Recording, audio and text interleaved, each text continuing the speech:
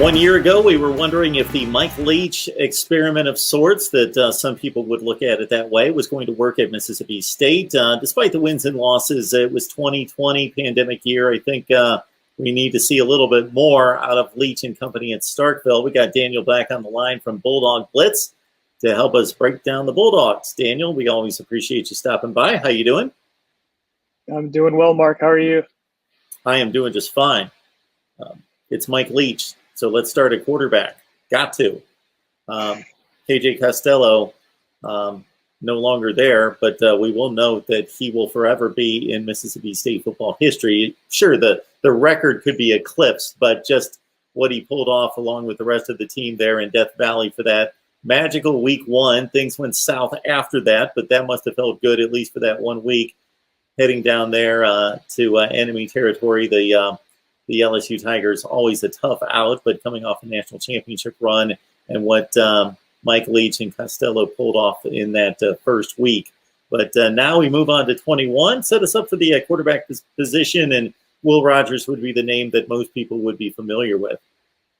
Yeah, that's right. Will Rogers last year. KJ Costello, as you mentioned, 623 yards, week one, SEC passing record, looked great. And then next week against Arkansas, throws a few picks, scores 2 points against Kentucky. We saw Will Rogers come in for the first time as a true freshman in that Kentucky game. But then Costello still had some playing time against Texas A&M and Alabama in ensuing weeks, got injured against Alabama. And then just like that, Will Rogers was the guy. True freshman out of Brandon, Mississippi. And, he was someone who, typical true freshman, had his growing pains, struggled against Alabama, was able to eke out a win against Vanderbilt, a 24-17 win against Vanderbilt. But he goes to Georgia the next week and really puts on a really solid showing on the offensive side of the ball, something that had not been shown since that week one LSU game. And from that point on, with the exception of maybe really one game against Auburn, Mississippi State's offense looked solid. Will Rogers, for just a true freshman, had a really solid season, 239 for 346, 11 touchdowns to 7 interceptions, and just shy of 2,000 passing yards. So Will Rogers definitely is the guy, we would assume, being the starter. But going into spring, there's going to be another name that could potentially be a bit of a wild card, and that's Jack Abraham. He's a transfer from Southern Miss.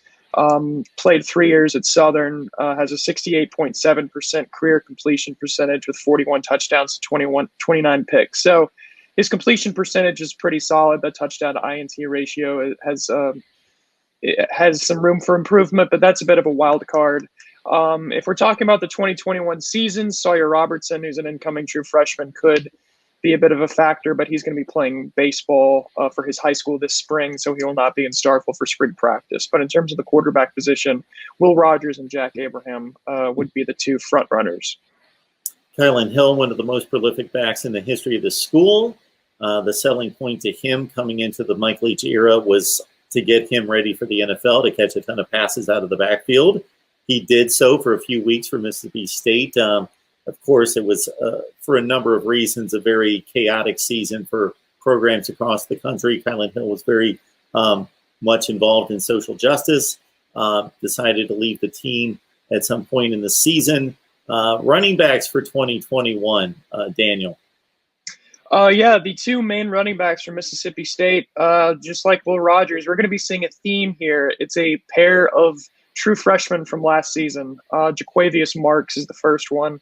He played in 11 games, and obviously, as you mentioned, the running back position usually is not a massive factor, at least on the ground in a Mike Leach offense. But as you mentioned, the receiving game is very important. But interestingly enough, in the last couple games of the season, Jakuevius Marks and I'll mention Dylan Johnson, another true freshman, they actually both got some pretty substantial number of carries, at least relative to a typical Mike Leach offense in State's last 2 games against Missouri and Tulsa. But for the season, Jakuevius Marks had 70 rushing attempts for 312 yards and 3 touchdowns. But 23 of those carries, 142 of those yards, and 2 of those touchdowns came in the last 2 games of the season. Now, 142 yards in 2 games isn't anything super impressive, but as I mentioned, it's a Mike Leach offense. Those are staggering numbers for a Mike Leach offense. And then I mentioned Dylan. I wonder if he took note of that he could run the ball effectively. They've got the personnel to do so against two pretty good opponents at the end of the year, that they could maybe be a little bit more balanced this year. We'll see. I mean, that was a massive talking point after those last two games. Missouri was a team that throughout the season had struggled mightily defensively against the run.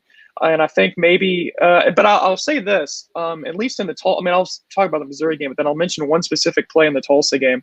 But Missouri was a team who had struggled against the run. So I think maybe Mike Leach tested out Jakuevius Marks and Dylan Johnson a little bit just to test the waters. And once they were able to gain some traction on the ground, he stuck with it. But against Tulsa, there was one play in particular in which the quarterback, Will Rogers, who is a little bit mobile, but has not had, once again, it's Mike Leach. He's not going to run the ball that often. He's able to scramble for about 12 yards for a first down on a 3rd and long. And after that play, we saw Mississippi State go to the ground frequently. Actually, Will Rogers had, I think, a 13-yard touchdown run in that bowl game against Tulsa. And, I mentioned the numbers that Jaquavious Marks had in those final two games. Dylan Johnson, who is the backup running back in those last two games, had similar numbers in those last two games. For the season, he had 51 attempts, 225 yards, and 4 touchdowns. And looking at the receiving game, both were critical in the receiving game.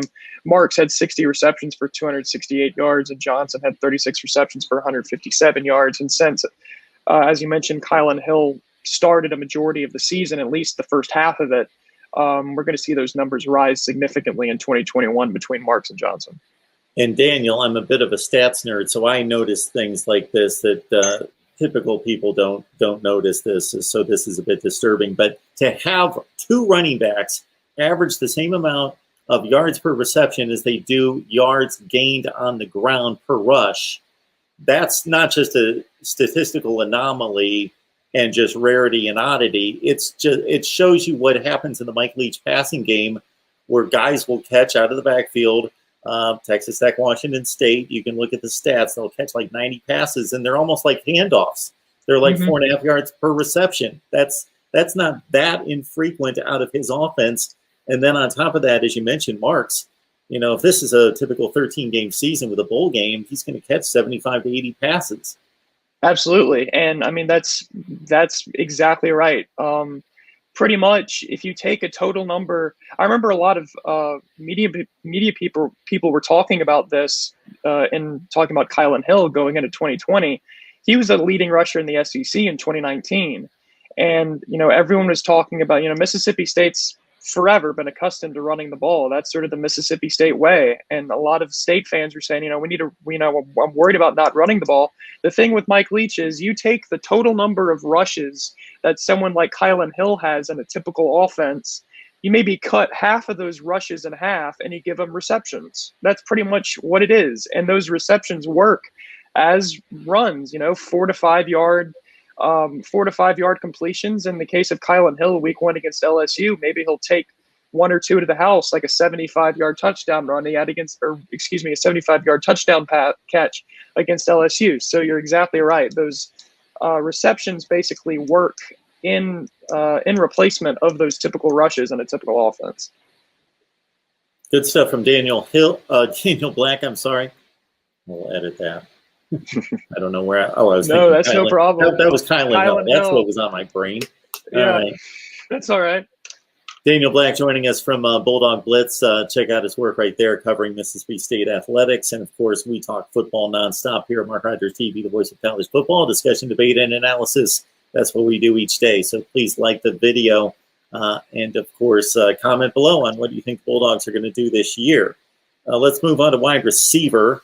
Of course, you've got Osiris Mitchell, Jayden Walley, a couple names coming back to head up the wide receiver corps. Yeah, Jayden Walley is someone who he was, once again, the 3 guys I've mentioned so far, all true freshmen last year. Jayden Walley, another true freshman from last year. He's sort of towards the second half of the season, he burst on the scene as Mississippi State's go-to receiving threat. He had 52 receptions for 718 yards and 2 touchdowns in 2020. But if you look at the last 5 games of the season, 547 of those yards and 2 touchdowns came in those last 5 games. I believe he had something along the lines of 180 receiving yards. It's a whole mess. So he's someone who, going into 2020, no one really expected him to be a massive threat as a true freshman, and then he ended up being the #1 receiving playmaker on the team for Mississippi State. So in terms of the receiving core, all eyes, even though he's just going to be, I guess, technically a freshman again, since, I guess the additional year of eligibility, but only being a second-year guy, not a veteran, all eyes are going to be on him. It'll be interesting to see how he performs next season.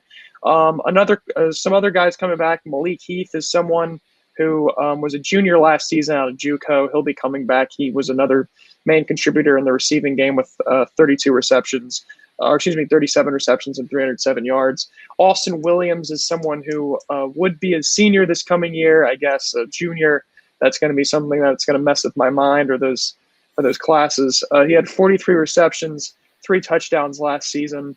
And then in sort of a wild card name, he didn't get a lot of production last season, but he showed real potential towards the end of the year, and that's Tulu Griffin. He was another freshman last season. He only got a handful of receptions a year ago, but against Tulsa in the bowl game, he was Mississippi State's kick returner. And he had 4 kick returns for 138 yards. He had a touchdown that was called back on, I'm not a coach, so I won't get fined, on a pretty bad penalty, a pretty bad holding call. I'll just say that. That took away that touchdown. And he also had 2 receptions and a touchdown in that bowl game against Tulsa. So Tula Griffin's another name who I think, despite the lack of production in 2020, showed enough potential in that game against Tulsa to really come on the scene potentially as a receiving star for Mississippi State.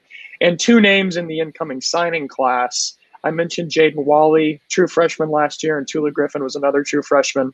Theodore Knox and Antonio Harmon are 2 players who could make an immediate impact in the receiving game for State coming up this season. So those are the main receiving threats, led by Jayden Wally, that people should look forward to in 2021. Harmon in-state out of Kosciuszko, and Knox out of Texas. Both are 4 stars. And again, as Daniel says, pretty highly rated guys, 39th and 47th at their respective positions at wide receiver, despite a pretty crowded wide receiver room. Daniel Black on the line from Bulldog Blitz, talking up the Bulldogs at Mississippi State under Mike Leach. Year 2 coming up, and spring practice coming up in a few weeks, meaning March 18th, with the spring game about a month later on the 17th of April. All right, let's move on to the defense. I guess we'll start up front. Kobe Jones, defensive end, coming back. Jayden Crumby as well, kind of spearhead the efforts there, set us up along the defensive line. Yeah, I mean, Mississippi State, a team that's been known for really good defensive linemen in the past. You look at the NFL, some of the top defensive linemen, the like of Fletcher Cox and Chris Jones, Mississippi State products. And this was a defense last season that really surprised people. Finishing the top half in the SEC, I think 4th or 5th in total defense, was a defense that had a lot of inexperience, and not many people were expecting to finish in that top half of the league. Defensive coordinator Zach Arnett was someone who was mentioned, I think, in just about every single major school who was looking for a defensive coordinator, the likes of Texas, at Notre Dame, and Oregon. He was mentioned for all those jobs, but he's coming back to Starkville for year 2. So it's going to be exciting to see what this defense can do. Defensive tackle Jayden Crumby is someone who, he got 31 tackles in 2020, but he's someone who could really make a big step forward in terms of what he can do in 2021. Looking at defensive end, Aaron Odom is someone who, as I mentioned, with a guy like Tulu Griffin on the offensive side of the ball, he didn't get a lot of production in 2020, only 17 tackles, 4 tackles for loss, but he was someone who played a pretty key role towards the end of the season. A lot of Mississippi State's players opted out in the middle of the season, especially on the defensive side of the ball. The defense was riddled with opt-outs. Still then, the defensive unit was able to stick together and have a really good season. And young guys like Aaron Odom and Jayden Crumby are 2 guys who sort of led that charge. There's a number of veterans who are departing, the likes of Marquise Spencer and Errol Thompson and Kobe Jones. The likes of them are all seniors and have graduated, but Aaron Odom and Jayden Crumby. And I'll mention one more player who opted out in the middle of the season. That's Nathan Pickering. Since he opted out, he doesn't have much of any production. Who will be coming back this coming season in 2021, who could really spearhead what I think could be a really solid defensive line. Pickering 2 sacks, 2 tackles for loss. A lot of guys coming back along the defensive front. Linebacker pretty similar. It sounds like that's the theme of the team, is that fortunately a lot of personnel coming back across the board. And so Harold Thompson's gone, but the rest of the linebacking core fairly intact. Yeah, I would say that. And Errol Thompson was a senior leader. I would say arguably the best defensive player in the team. And he was someone that Mississippi State, it would have been a stretch if he would have decided to come for a 5th year. But he decided to go on to the NFL, which is no surprise. But a couple players on the linebacking position who will be coming back, led by Aaron Brule. Aaron Brule was someone who took a major step forward this past season. 71 tackles, which is second on the team, had 8.5 tackles for loss in 2020. Really wreaked havoc at the linebacker position, had a really good season. And another one, not the production isn't quite as much as Brule, but he was a very important player for Mississippi State's defense last year, was Tyrus Wheat. He had 30 tackles and had a pick in 2020. Those 2 players at the linebacking position and a host of others, but those 2 in particular are coming back. And linebacker is a very important position in the 3-3-5 that Zach Arnett likes to run on the defensive side. So it's a pretty linebacker friendly defense, and I think that Brule and Wheat can really lead that charge. Yeah, Brule and Wheat also with a lot of disruptive plays. Brule 8 tackles for loss and 4 sacks, and Wheat had 6 and 5 sacks from the linebacking core. So now we move on to the secondary, and these guys get a lot of practice time defending the pass in practice against the Mike Leach offense, and then they take it to the field in the SEC and get to face arguably the best quarterbacks and wide receivers in the nation. So set us up along the defensive secondary. Sure. Starting at cornerback, Mississippi State has a covey of young talent at cornerback, led by Emmanuel Forbes. It's another, I told you, it's a continuing theme. True freshman last year.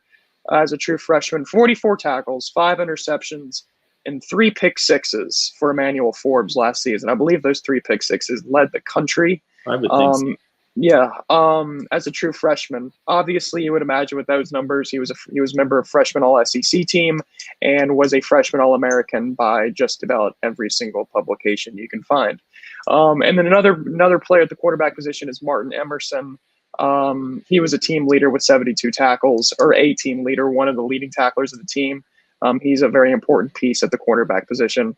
And then looking at safety, there are 3 players who are coming back who are very important, one of which was a player that not many Mississippi State fans and even media members were that familiar with, and I'll start with him. That's London Kraft.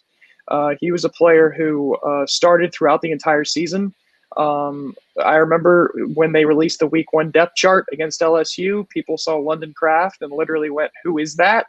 He ended up having a really good season, had 57 tackles in 2020. Another player who had really good production was Sean Preston. He had 65 tackles, and another safety is Colin Duncan. He had 46 tackles and 2 picks in 2020. So those are all guys who are all coming back. Very important pieces for Mississippi State. It was it was a secondary that showed, it was the secondary of Mississippi State's weakness at times last year, but still, for the most part, for being such a young unit, they really played over their heads, I would say. And since there are 2 very important corners and 3 very important safeties coming back, that's a secondary that could be very impressive in 2021. John Lewis is out of Germantown. He's a 4-star, that outside linebacker. He's not on campus yet. He's coming in the summer. And then I see Deshaun Page is an inside linebacker out of the JUCO routes. As you look at the class, any guys in particular that are expected to possibly vie for a position or some playing time? Well, I mean, you mentioned John Lewis, and the thing about him is he's one of the most highly touted players in the class. But because Mississippi State is so loaded at linebacker, he might not get that kind of immediate playing time. But if you want guys who will potentially step in immediately, you would probably have to go to the offensive side of the ball. And there are two guys that we mentioned already, Theodore, Knox, and Antonio Harmon.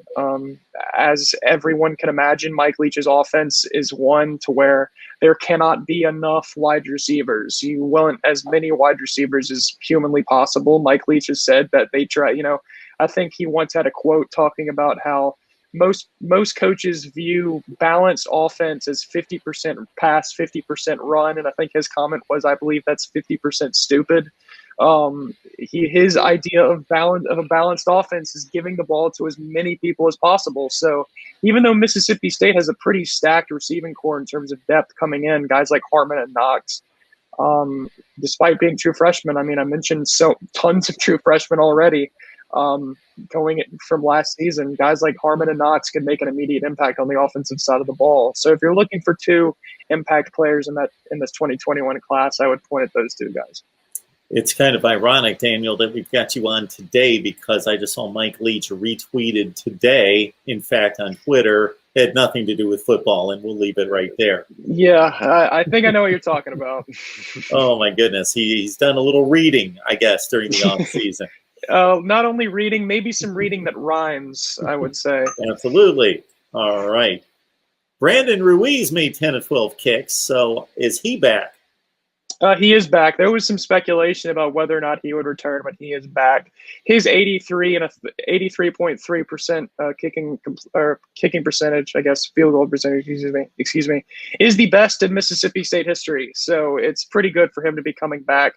There was another field goal kicker who got some playing time last year who had been Mississippi State starter from 2017 through 2019 named Jace Chrisman, who was, interestingly enough, knowing that both of these guys were on the roster, Brandon Ruiz, the most accurate kicker in state history, Jace Chrisman, the second most accurate kicker in Mississippi State history, but he's transferring to Florida.